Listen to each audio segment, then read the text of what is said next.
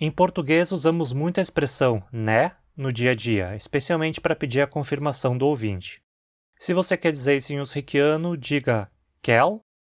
É uma expressão muito usada, muito mesmo. Vamos ver alguns exemplos de falantes nativos usando no dia a dia. Das ist ja fein, sowas, gell? Und dann tun wir ja die Botschafter runtergehen, gell, Sekretär? Dann wird man so ein Stück abschneiden und immer ein bisschen von dem Creme dabei schieben, gell?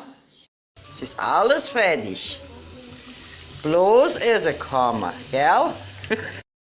Und da sind viele dicke Bäume abgebrochen im Wald, wo sie geschlafen und nachts, gell. Kleinsteckchen, was noch wird gepflanzt hat, was noch ein Kleinsteckchen, gell, mãe? Laten ze hem schrijven hier, na hora geduld, gell?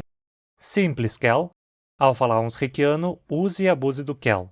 Os falantes usam muito, tanto quanto ou até mais do que se usa né em português. E se você quer aprender usriquiano, se inscreva no canal.